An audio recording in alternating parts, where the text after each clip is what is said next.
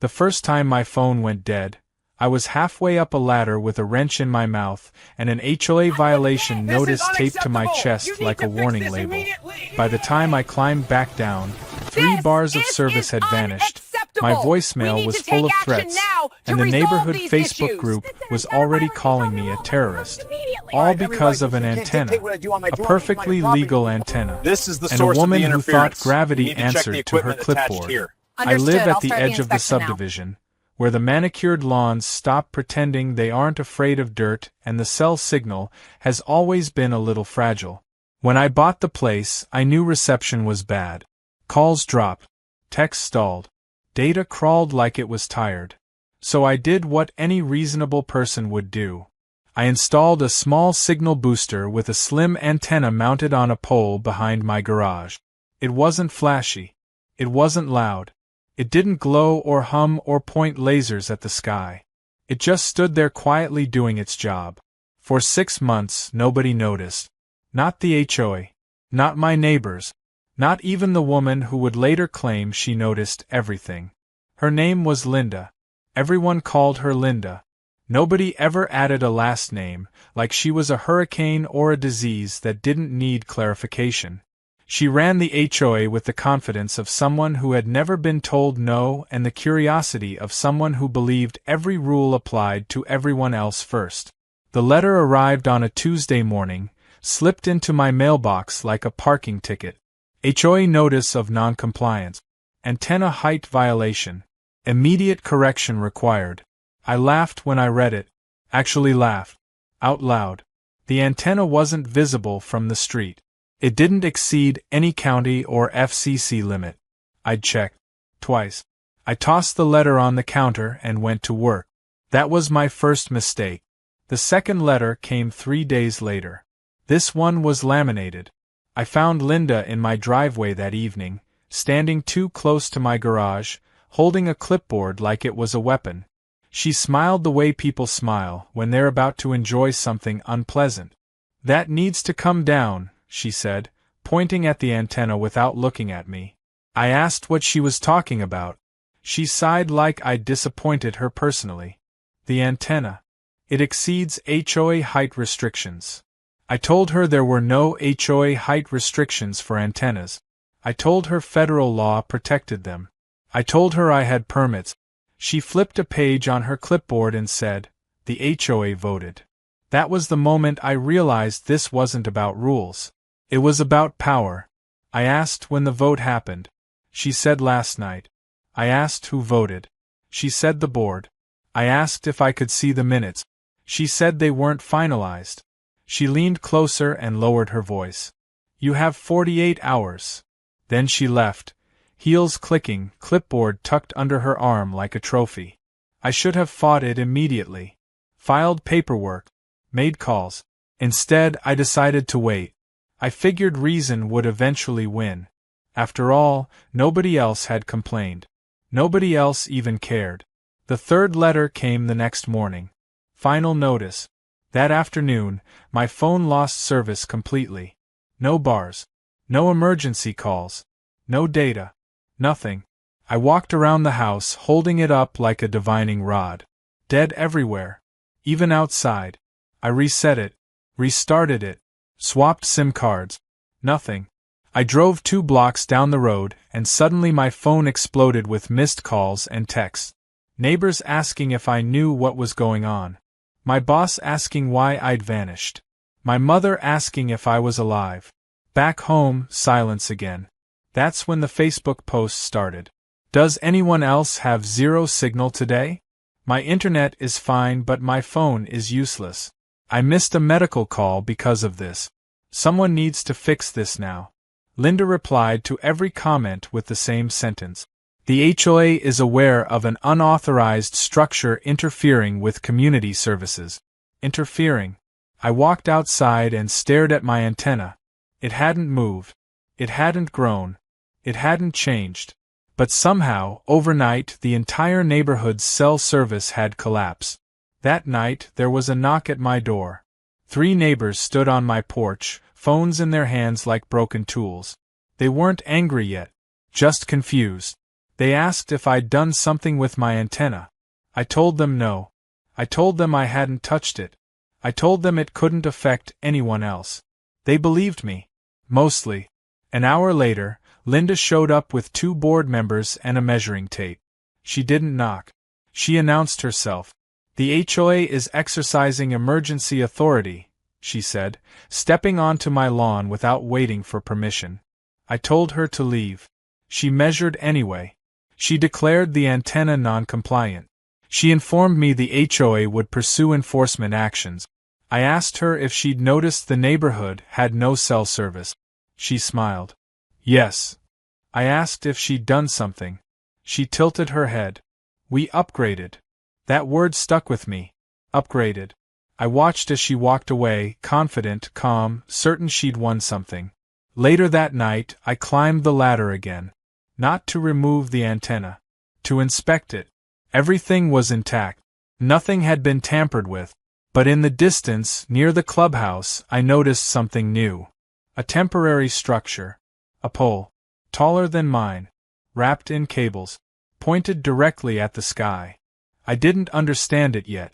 I just knew one thing. Linda hadn't taken my antenna down. She'd tried to make it irrelevant. And in doing so, she'd broken something much bigger than she realized. By morning, the neighborhood would panic. By evening, they'd be angry. And by the end of the week, everyone would be asking the same question. Why did the signal die the moment the HOA got involved? And why did it only come back when I left the neighborhood? I went to bed knowing sleep wouldn't come easily. Because whatever game Linda thought she was playing, she'd just forced me to play too. By morning, the neighborhood had turned feral. I woke up to shouting outside, not the dramatic kind you hear in movies, but the sharp, irritated noise of people who had been inconvenienced for too long. My phone still showed nothing. No bars. No emergency call indicator. Just a useless glass rectangle reflecting my own annoyed face back at me. I stepped onto the porch and immediately got ambushed. Mrs. Calder from across the street waved her phone at me like it was evidence. A delivery driver sat idling at the curb, arguing with his dispatcher through a speaker that kept cutting out. 2 teenagers stood on the sidewalk holding their phones up toward the sky, spinning slowly like they were summoning rain. Someone shouted my name. Someone else shouted antenna. Someone else shouted HOA. I raised my hands and told everyone the same thing. I hadn't changed anything. I hadn't touched my equipment. I was just as offline as they were. That helped a little. Not much. Around 10, Linda sent out a neighborhood-wide email. I couldn't read it at home. I had to drive to the grocery store parking lot just to load it. The subject line was cheerful in a way that made my jaw tighten. Community Infrastructure Update.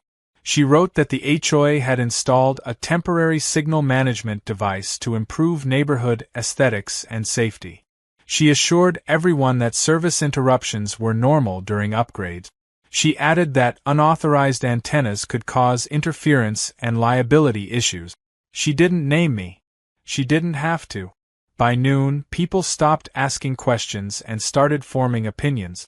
I heard them as I walked the block, voices dropping when I passed, conversations restarting behind me. Someone muttered that I was selfish. Someone else said I was trying to boost my own signal at everyone else's expense. I knocked on 3 doors and explained myself anyway. I showed permits. I showed screenshots. I even pulled up FCC guidelines on my tablet, standing awkwardly on porches while dogs barked behind screen doors. Some people listened. Some nodded. Some just wanted their phones back. Around 2, the first Real crack appeared. Mr. Hanley, who worked from home and never raised his voice, marched straight into the HOA office. I only know because he called me from the grocery store parking lot, his voice breaking through in angry fragments. They admitted it, he said. They rerouted something. Some kind of signal repeater. They said it's temporary. Temporary was becoming Linda's favorite word. That evening, the sheriff came by. Not lights and sirens. Just a slow roll up the driveway and a polite knock. He looked tired. The kind of tired you get from being dragged into nonsense disputes by people with too much free time. He asked about the antenna. I showed him everything. He nodded. He admitted he didn't know much about signal equipment. He admitted the HOA had called earlier, claiming my setup was interfering with emergency services. That got my attention. I told him my signal booster didn't transmit outward. I told him it couldn't block anything. I told him if emergency services were affected, something else was very wrong. He believed me. Or at least he believed I believed myself. Before he left, he said something that stuck. If they touched infrastructure they don't own, this gets complicated. After he drove off, I walked down toward the clubhouse again. The temporary pole was still there, humming faintly, wrapped in warning tape like it was pretending to be official. A small sign hung from it. HOA property. Do not tamper. It was taller than mine. By a lot. I took photos. Lots of them. From different angles. With timestamps. With landmarks in frame. Linda caught me. She emerged from the clubhouse like she'd been waiting, arms crossed, smile already loaded. You're not authorized to document HOA equipment, she said. I asked if she was authorized to install it. She said the board approved it. I asked if the board owned the land it was on. She said it was community land. I asked if community land was zoned for telecommunications equipment. She didn't answer that one. Instead, she stepped closer and lowered her voice. You're causing unrest. I laughed. I couldn't help it. The absurdity finally broke through. You killed cell service for 200 homes, I said. And you're blaming a pole behind my garage. Her smile tightened. You could make this stop. I asked how. She pointed toward my house. Lower the antenna. That was the moment I understood the plan. She wasn't trying to fix anything. She was applying pressure. Starving the neighborhood of service until they turned on me. Until I caved. Until I became the problem everyone wanted gone. I told her no. I told her I wouldn't touch it. Her face hardened just for a second before the smile came back. Then we'll continue. That night the neighborhood erupted. Someone's medical alert system failed. Someone missed a call from a hospital. Someone couldn't reach their kid's school. Panic replaced irritation. Anger replaced patience. The Facebook group went nuclear. People demanded answers. People demanded resignations. People demanded my address. Linda replied once, late, with a single sentence. Unauthorized equipment remains under investigation. I didn't sleep. Around 3 a.m, my internet went out too. That wasn't supposed to happen. I sat in the dark, staring at the modem lights, feeling something cold settle in my chest. This wasn't just petty anymore. This was reckless. By sunrise, I had made up my mind. If Linda wanted to play infrastructure games, I was done being polite.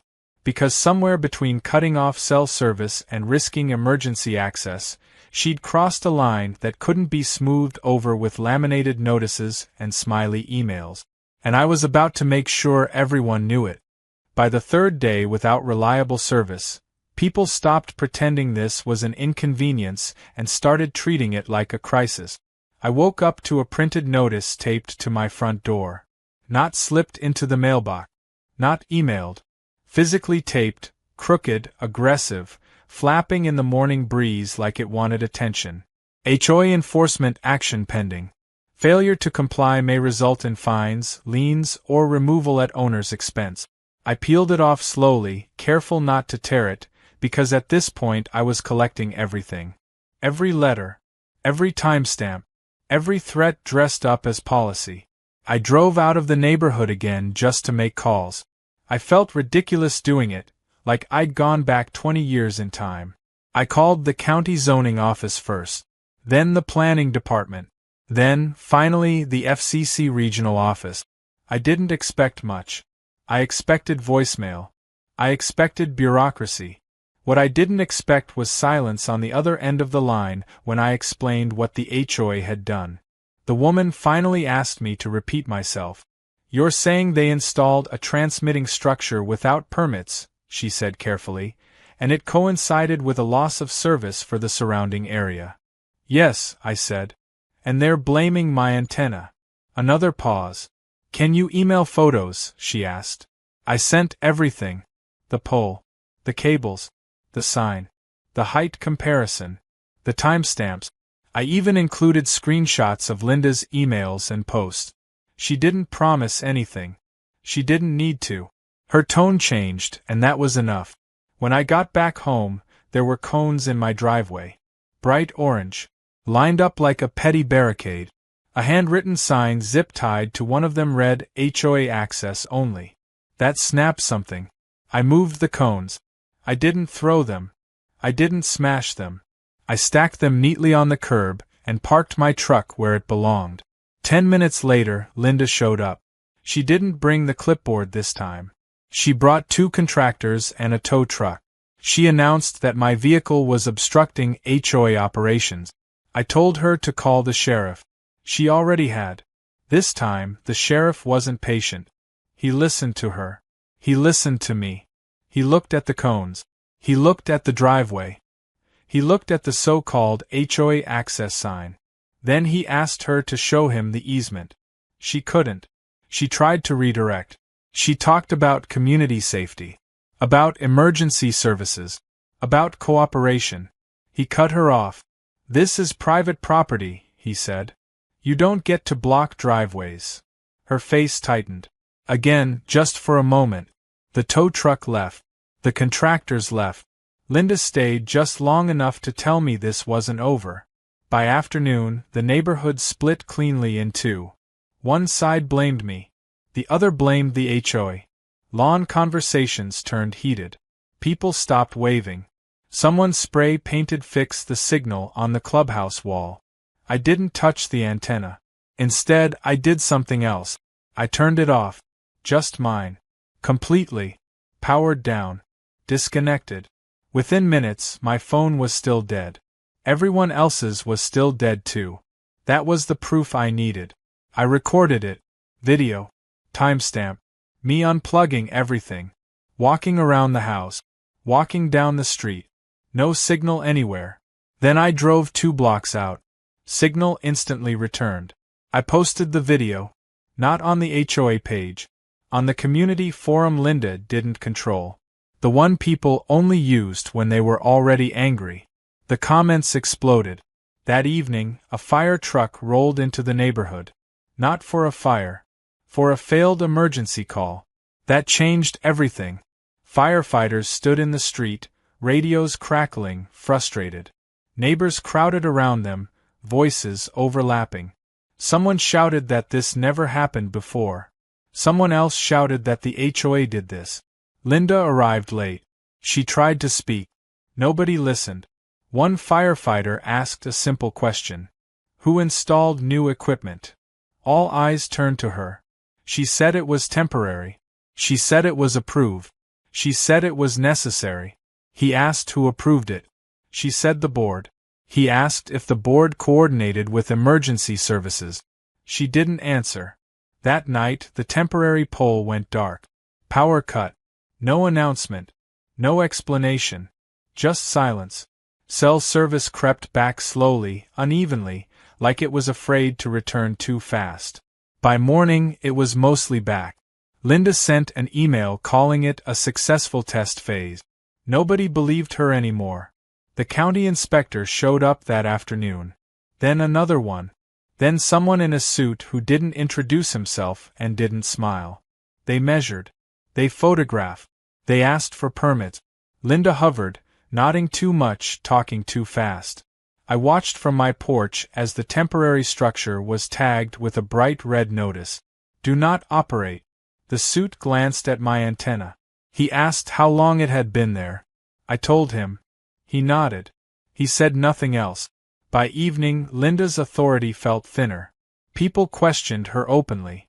Board members stopped backing her automatically. The Facebook group turned hostile toward the HOA instead of me. But Linda wasn't done. That night, another notice appeared on my door. Emergency board meeting. Attendance required. The timing wasn't accidental. She wasn't trying to win anymore. She was trying to drag me down with her.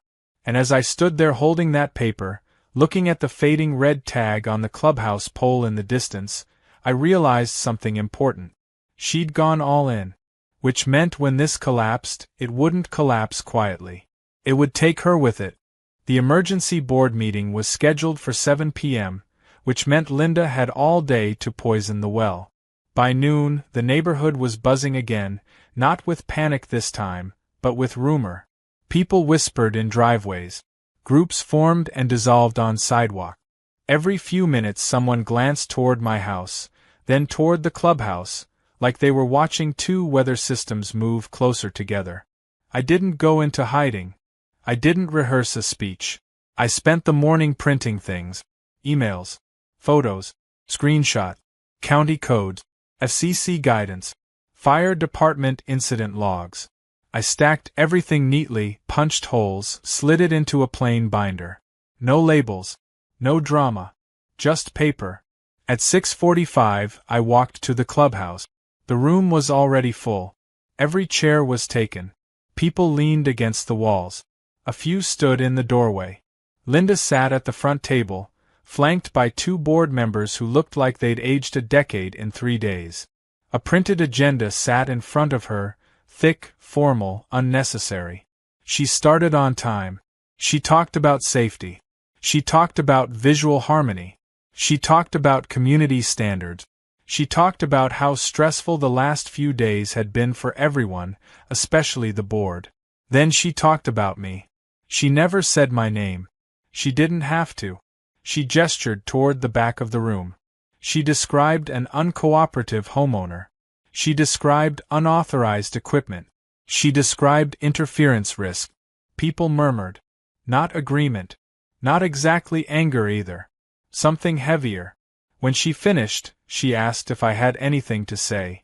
I walked to the front. I didn't raise my voice. I didn't insult her. I didn't even look at her at first. I placed the binder on the table and opened it. I started with the timeline. Date, times, notices. The day the antenna went up. The 6 months nobody cared. The sudden vote. The sudden outage. I showed photos of the temporary pole. I showed height comparisons. I showed the red do not operate tag. I showed the video of me unplugging my equipment while the neighborhood stayed offline. I watched faces change as I spoke. Not all at once. Gradually. Like lights turning on in different rooms. Someone interrupted me. Asked why Linda hadn't mentioned any of this. Linda tried to respond. She said the board was handling it. I turned the page. I read an email she'd sent claiming upgrades were complete hours before the fire truck arrived. The room went quiet. A board member leaned over and whispered to her. She snapped something back under her breath. I finished with the sheriff's comment about private property and the fire department's incident report. I didn't dramatize it. I didn't embellish it. I just read. When I closed the binder, nobody clapped. That wasn't the mood. The mood was colder than that. Questions started flying. Why didn't we vote on this? Who approved the poll? Did the HOA risk emergency access? Why was the taller structure allowed but not his? Linda tried to answer. She deflected. She repeated phrases. Temporary. Test phase. Authority. Finally, someone asked the question that mattered. Did you install something that interfered with cell service? She hesitated. Just long enough. That hesitation cost her. The room turned. Not explosively. Not with shouting. With realization. A motion was made to suspend enforcement actions until an independent review. Another motion followed. Then another. Linda objected. She cited bylaws. She cited procedure. The board voted anyway. 3-2. Her enforcement powers were frozen. The meeting ended early. People didn't rush out. They lingered. They talked. They asked me questions. They asked each other questions. Someone apologized. Someone thanked me. Linda left without looking at anyone. The next morning, a county notice was posted on the clubhouse door. Equipment removal required. By afternoon, a crew arrived to dismantle the temporary pole. Real professionals this time. Permits, safety vests, trucks with logos. Neighbors watched like it was a spectacle. Linda didn't appear. Cell service stabilized completely. I thought that would be the end of it. I was wrong. That evening, a process server knocked on my door. He handed me papers and apologized like he didn't want to be there. Linda was suing me. Harassment, interference, defamation, loss of authority. I stood in my doorway, papers in hand, and laughed. Not because it was funny. Because it was desperate. She wasn't protecting the HOA anymore.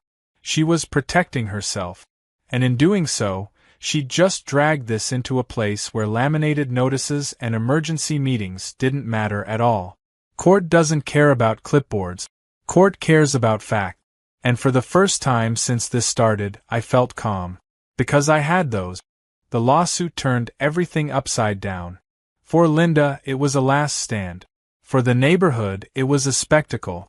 For me, it was paperwork, deadlines, and the slow realization that this wasn't going to be loud chaos anymore. It was going to be quiet, methodical, and devastating. I didn't panic. I didn't rush to post about it. I called a lawyer. He listened without interrupting. He asked for documents. I sent him everything. He called me back the next morning and laughed once, softly, like he couldn't help it. "This is not the lawsuit she thinks it is," he said. Linda had filed in civil court, claiming my antenna violated HOA rules, caused interference, and that my public statements damaged her reputation. She wanted removal of the antenna, damages, and legal fees. What she didn't realize was that she'd dragged federal communications law into the room and dared it to sit down. The first response we filed was short and surgical. We cited FCC preemption. We cited county approvals. We cited the emergency service incident. We included the do not operate tag photo. We also filed a counterclaim. Abuse of authority. Harassment. Interference with communications. Endangerment. That last word mattered. The neighborhood changed tone overnight. People stopped whispering. They started talking openly. Neighbors who'd avoided me walked up and asked how they could help. Someone emailed me screenshots of deleted HOA posts. Someone else forwarded internal board messages Linda had accidentally sent to the wrong mailing list. They weren't supposed to be on my side. They just didn't like being lied to. Linda sent one last email to the community, claiming she was being unfairly targeted and that legal action was necessary to protect HOA integrity. It backfired. 2 board members resigned within 48 hours. A third stopped responding to her entirely. The court scheduled a preliminary hearing. Linda showed up with confidence. Expensive suit. Perfect hair. A stack of papers thicker than mine. She spoke first. She talked about disorder. About individual actions threatening community harmony. About leadership under attack. Then my lawyer spoke. He didn't raise his voice. He didn't editorialize. He asked questions. He asked why the HOA installed transmitting equipment without permit. He asked why emergency services weren't notified. He asked why my antenna complied with federal law but was still targeted. He asked why cell service failed only after the HOA intervened. Linda tried to answer. The judge stopped her twice. Then he asked to see the evidence. The video played. The emails were read. The red tag photo appeared on the screen. The courtroom felt very small. The judge leaned back and sighed. He dismissed most of Linda's claims on the spot. He allowed my counterclaim to proceed. Linda's face changed. Not anger. Not outrage. Something closer to fear. Outside the courtroom, reporters waited. Not many. Just enough. Linda didn't speak. I didn't either. The next week, the FCC followed up. Officially. They requested records from the HOA. They requested vendor contract. They requested internal communications. Linda stopped emailing. The HOA board appointed an interim chair. Then the real fallout hit. The contractor who installed the temporary pole withdrew their license application renewal. The HOA insurance provider sent a letter of concern. The county assessed fines. Linda resigned. Not publicly. Not dramatically. Just quietly stepped down, citing personal reasons. Her lawsuit evaporated. Mine didn't. The settlement offer came in a plain envelope. The HOA would cover my legal fees. They would formally acknowledge my antenna as compliant. They would revise enforcement procedures. Linda's name would not appear in the settlement. I accepted. Not because I needed the money. Because it ended it. A month later, the neighborhood felt normal again. Phones worked. People waved. Someone brought me cookies and apologized again. The antenna still stood behind my garage, unchanged, boring, harmless. The clubhouse pole was gone, leaving a patch of disturbed grass and a lesson nobody wanted to repeat. Sometimes I catch myself looking at my phone bars, still half expecting them to vanish. They don't. Linda moved out 2 months later. I heard she joined another HOA across town. I almost feel bad for them. Almost. Because somewhere, right now, she's probably staring at a rulebook, convinced it gives her power over physics. And if there's one thing I learned from all of this, it's simple. You can't enforce authority over reality. Reality always pushes back. Life settled into a rhythm again, which should have been comforting, but instead it felt like the quiet after something big collapses. The kind of calm where you keep listening for echoes. For weeks, nothing happened. No letters. No emails. No surprise visits. The HOA operated like a wounded animal, careful, hesitant, afraid of stepping on another legal landmine. I thought we were done. That was naive. The first sign came in the form of a friendly visit. I was in my garage, reorganizing shelves I hadn't touched since before the outage, when a man in a polo shirt with a logo I didn't recognize walked up my driveway.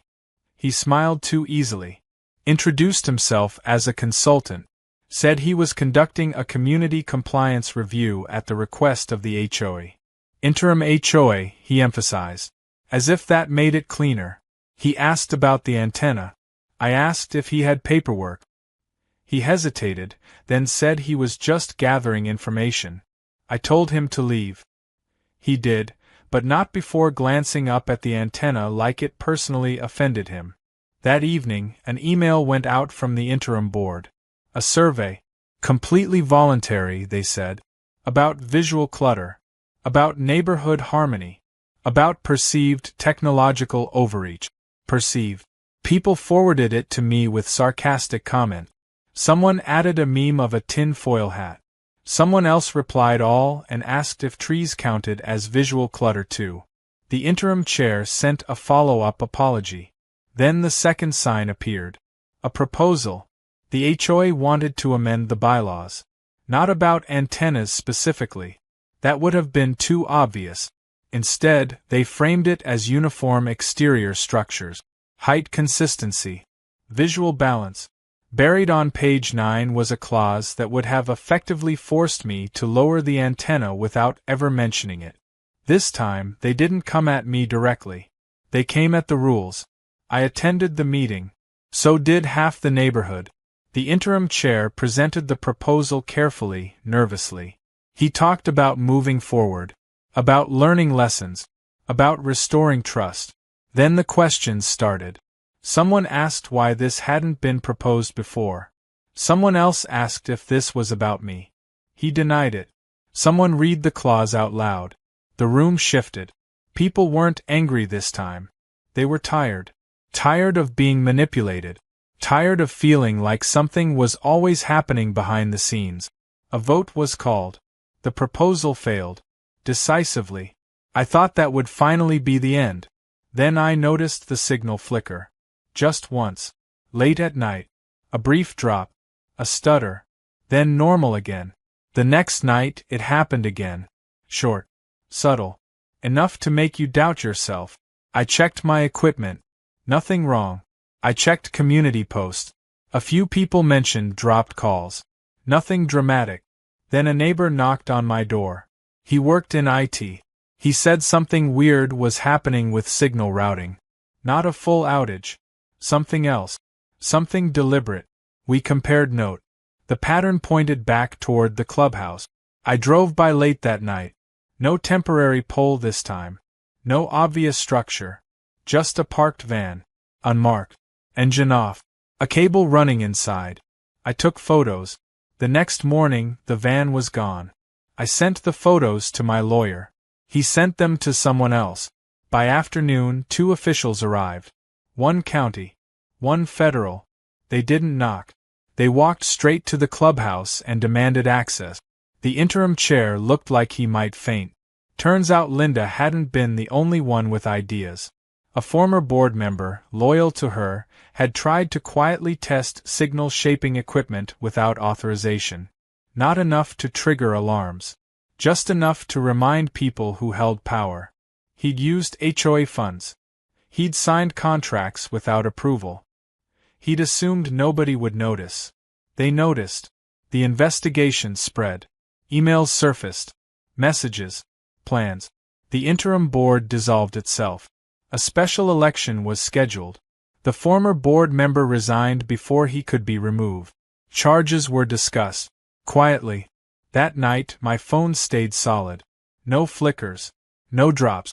The neighborhood breathed again. I sat on my porch, watching the antenna catch the last light of the day, and finally understood something I hadn't before. This was never really about antennas. It was about control. About people who couldn't stand the idea that something existed outside their reach. Linda had been loud. The others had tried to be subtle. Both failed for the same reason. They forgot that systems leave trails. And when you follow those trails far enough, they always lead back to the truth. There was only 1 chapter left in this story. And it wasn't going to belong to the HOA. The special election was supposed to be boring. That was the promise. Clean slate. New board. No drama. Just neighbors choosing neighbors and everyone moving on. The flyers said transparency in big friendly letters. The interim emails used words like healing and rebuilding trust. I almost didn't go. What pulled me there wasn't curiosity. It was instinct. The same quiet alarm that had gone off every time someone said temporary or test phase. Trouble never announced itself anymore. It tried to sound reasonable. The clubhouse was full again, but the energy was different. No whispering. No tension curled under the surface. Just watchfulness. People had learned to pay attention. The candidates introduced themselves. Most were exactly what you'd expect. Retirees. Parents. People who genuinely wanted things quiet. Then the last name was called. Linda. She walked in like she'd never left. Same posture. Same practice smile. Different outfit, but the confidence was untouched. She spoke calmly about experience. About knowing the system. About how mistakes had been made but lessons were learned. She never mentioned the lawsuit. Never mentioned the outage. Never mentioned the fire truck. She talked like none of it had happened. I felt something shift behind me. Low murmurs. Disbelief. Someone laughed, sharp and involuntary. When the floor opened for questions, the room stayed silent for a moment. Then a hand went up. Then another. Someone asked why she resigned if she'd done nothing wrong. Someone asked if she supported the bylaw amendment that failed. Someone asked if she knew about the van. That one landed hard. Her smile froze. She said she had no knowledge of unauthorized activity. She said bad actors sometimes exploited situations. She said she couldn't be held responsible for actions taken after her resignation. I stood up. I hadn't planned to speak. I didn't bring papers. I didn't bring photos. I just brought memory. I asked her one question. Did you ever believe you had the right to interfere with communications to force compliance? The room went very still. She didn't answer immediately. She talked instead. About leadership. About authority. About how communities required firm hand. I asked again. She said she did what was necessary. That was enough. People didn't shout. They didn't argue. They simply stopped listening. The vote wasn't close. Linda lost. Badly. She left early. The new board took over that night. Their first act was simple. They passed a resolution acknowledging the outage, condemning unauthorized interference, and committing to third-party oversight for anything even remotely technical. They asked if I'd serve on an advisory committee. I declined. I didn't want power. I just wanted peace. The final fallout came quietly. Linda tried to sell her house. The disclosure forms became a problem. The lawsuit. The investigation. The fines. Buyers backed out. She tried to rent. The HOA rules changed. She tried to appeal. Nobody answered. One evening, weeks later, I saw a moving truck. She didn't look at my house as it loaded. She didn't look at the antenna. She left without waving. The neighborhood healed faster than I expected. Barbecues returned. Kids played in the street. The Facebook group went back to arguing about trash pickup and fireworks. Normal problems. I kept the antenna exactly where it was. No one complained. No one cared. That was the real victory. Not winning. Not proving anything. Just being left alone. There was one more thing left to settle though. One final loose end. Not dramatic. Not public. But necessary. Because some lessons only fully land when they're permanent. And Chapter 8 was going to make sure of that. The last loose end didn't arrive with a notice or a meeting invitation. It came in the mail, folded neatly, stamped officially, and addressed to me like it was just another boring piece of life admin. No drama. No threat. Just closure waiting to be opened. It was a letter from the FCC. They thanked me for my cooperation. They confirmed their investigation was complete. They confirmed that unauthorized signal interference equipment had been identified, operated, and removed. They confirmed fines had been assessed and warnings issued. They confirmed corrective measures were now mandatory for the HOA, current and future. Then came the line that made me sit down. Any future interference with licensed communications within the subdivision would trigger automatic enforcement without warning. No appeals. No excuses. No emergency meetings. Permanent consequences. I folded the letter and set it on the table, feeling something I hadn't felt since this all started. Relief. Real relief. The kind that doesn't buzz with anxiety underneath it. The antenna still stood behind my garage, thin and unremarkable, catching the sun like it always had. It hadn't won anything. It hadn't defeated anyone. It had just existed, quietly, legally, stubbornly immune to human ego. That was the irony of the whole mess. Linda thought height meant dominance. She thought authority meant control. She thought rules could bend physics if you wrote them confidently enough. She was wrong.